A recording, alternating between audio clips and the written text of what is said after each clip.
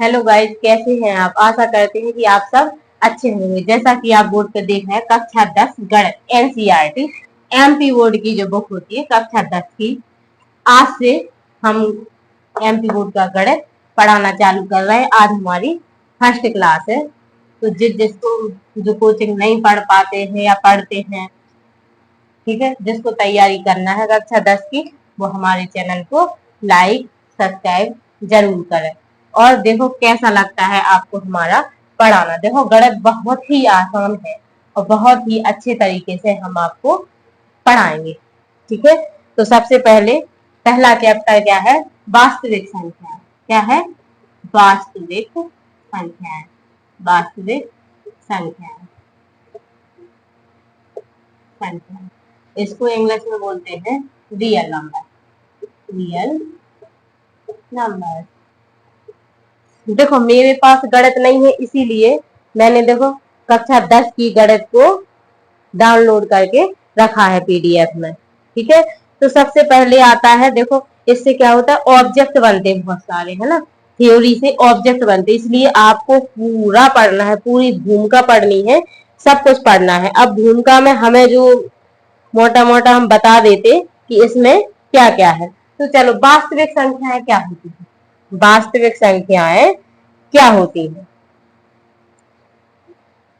वास्तविक संख्याएं क्या होती है? वास्तविक संख्या परिमेय, परिमेय तथा अपरिमेय संख्या संख्याओं, अपरिमेय संख्याओं से मिलकर मिलकर वास्तविक संख्याएं, वास्तविक वास्तविक संख्याएं बनती हैं।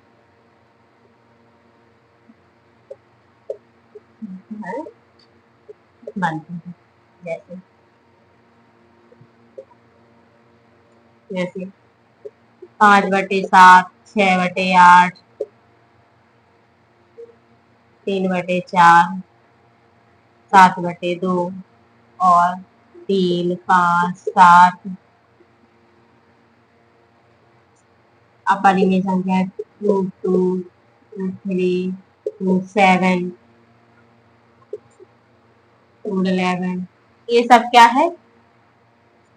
वास्तविक संख्याएं। ठीक है, वास्तविक संख्याएं है।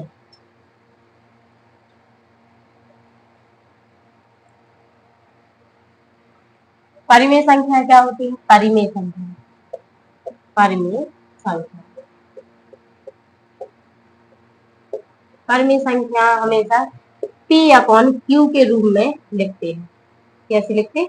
P/Q के रूप में लिखते हैं, जहां जहां Q does not equal to 0। ठीक है, परिमेय संख्याओं को क्या बोलते हैं? रैशनल नंबर बोलते हैं। Rational number, rational number. Q does not equal to 0।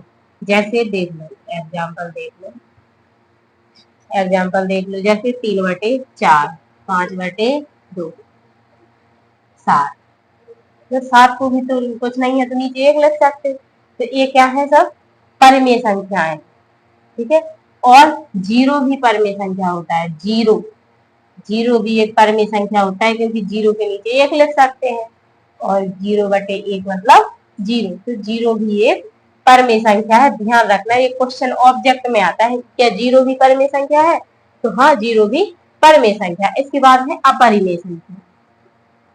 अपरिमेय संख्या, इनको इंग्लिश में बोलते हैं इनरेशनल नंबर।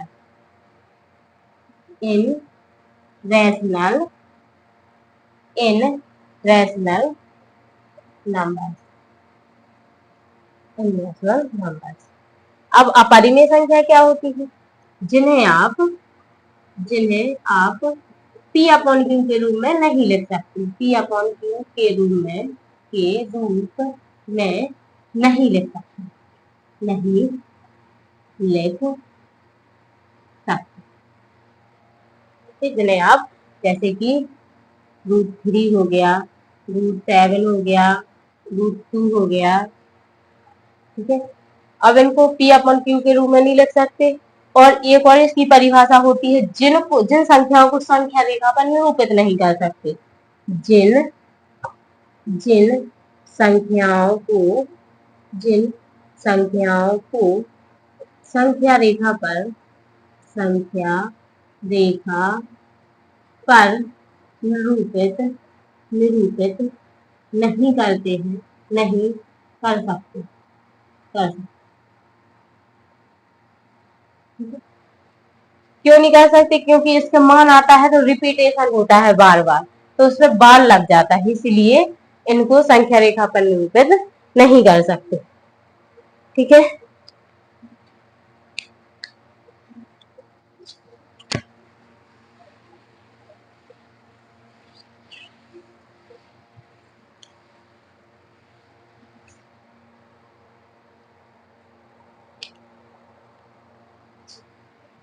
चलो अब इसके बाद समझ लेते एलसीएम और एचसीएफ। एलसीएम और एचसीएफ क्या होता है? एचसीएफ इसका फुल फॉर्म होता है लोअर कॉमन फैक्टर, और इसका फुल फॉर्म होता है, ये इसका है, और इसका होता है highest common factor, highest common factor. अब ये होते क्या है? चलो अपन कोई नंबर ले लेते हैं, मान के चलो ये 20 है और ये 40 है। 20 और 40 का आपको एलसीएम भी निकालना है और एचसीएफ भी निकालना है। ठीक है, तो 20 का सबसे पहले क्या निकाल लेते हैं? फैक्टर कर लेते हैं। 2 से डिवाइड करेंगे तो 10 बार, और फिर 2 से करेंगे तो 5 बार, और फिर 5 का भाग भी देना पड़ेगा पूरा का पूरा। अब यहाँ पे 40 का देख लेते हैं। 2 से काटेंगे 20 बार कट जाएगा, 2 से काटेंगे 10 बार कट जाएगा, 2 से काटेंगे 5 बार, और 5 का 1 बार। अब देखो वहां पे 20 के फैक्टर लिख लेते, 2 गुणे 2 गुणे 5 है, तो इसको आप लिख सकते 2 की पावर 2 और 5 की पावर 1। ऐसे 40 को देख लेते हैं। 40 के 2 की पावर 3 है और 5 की पावर 1। ठीक है, ये फैक्टर निकाल लिए। अब अपन को सबसे पहले क्या निकालेंगे? एचसीएफ। अब ध्यान से देखो, एचसीएफ इन्हीं से निकालना। एचसीएफ में क्या करते, दोनों में कॉमन देखना होता है कि कॉमन क्या है दोनों में। देखो, और सबसे छोटी घात लेते हैं, जैसे कि मान के चलो 2 की पावर 2 है, यहाँ 2 की पावर 3 है, तो क्या लेंगे? 2 की पावर 2 लेंगे, क्योंकि ये इसमें भी कॉमन आ जाएगा, और 3 लेंगे तो फिर इसमें कॉमन नहीं आएगा, इसलिए 2 की पावर 2 इंटू, अब 5 की पावर तो 1 ही है, 5 की पावर 1। तो अपना एचसीएफ कितना आ गया? 2 का वर्ग करेंगे तो 4 आ जाएगा, और 4 पंचे 20, ये आ गया 20। एचसीएफ हो गया। अब एलसीएम में क्या करते? सबसे बड़ी पावर लेते हैं। क्या करते? सबसे बड़ी पावर लेते और जितना नंबर होता है उसको भी लेते। तो देखो सबसे बड़ी पावर क्या है? 2 की पावर 3 गुणे 5 की पावर 1, जो कॉमन आ रहा है वो कॉमन ले लो। देखो 2 की पावर 3 करेंगे तो कितना आ जाएगा? 8। 8 का 5 में गुणा करेंगे, 8 5 40, 8 गुणे 5 बराबर कितना आ जाएगा? 40। तो देखो ये एचसीएफ 20 आ गया और एलसीएम 40 आ गया। तो इतना समझ में तो आ गया होगा सभी को। चलो इसको हम मिटा देते हैं।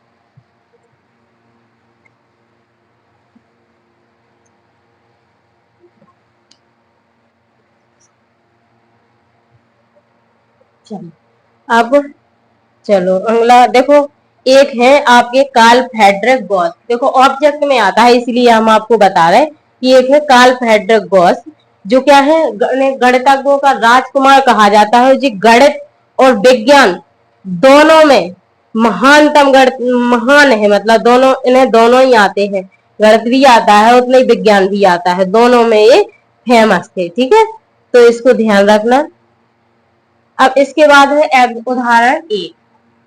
उदाहरण एक क्या है, देखो आप अपने गणित से पढ़ना और हम यहाँ पे बता देते।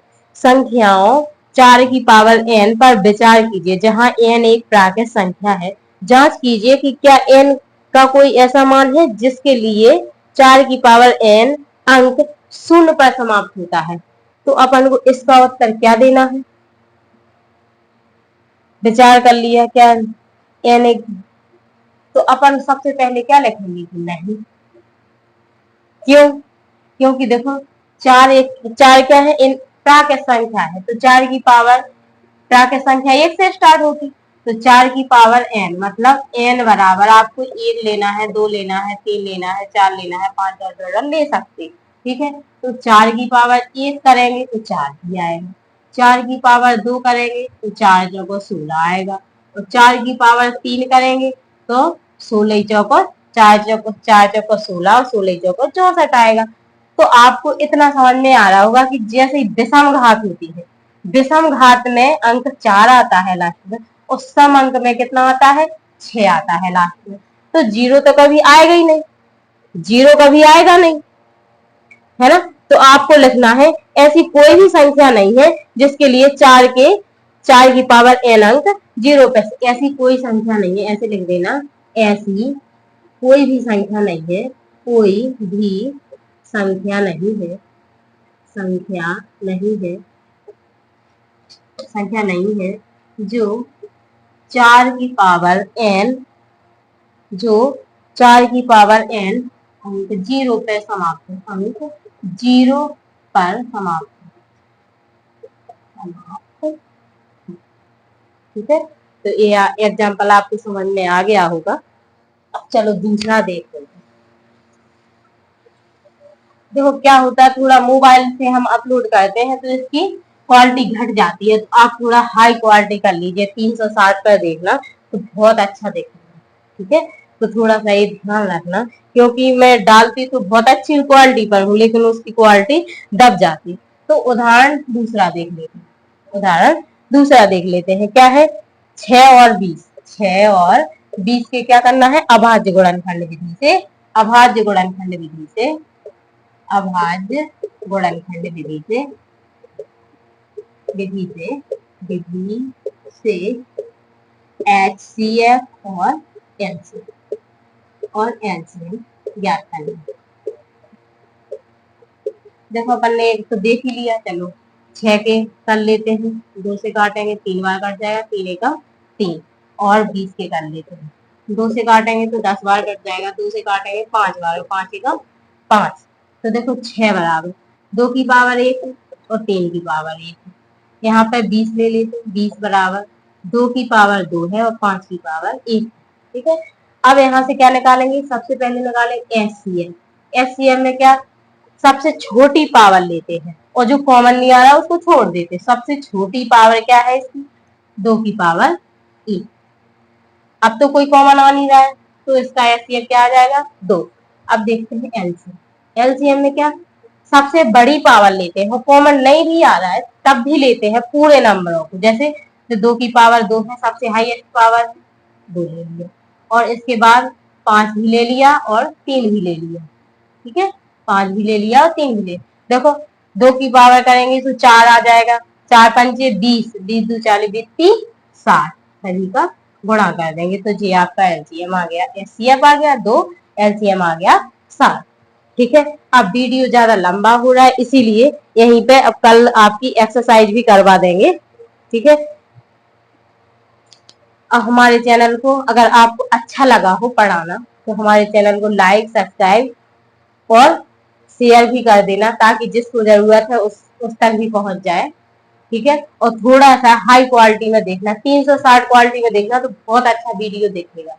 ठीक है, मोबाइल से अपलोड करते इसलिए समस्या होती है। Thank you.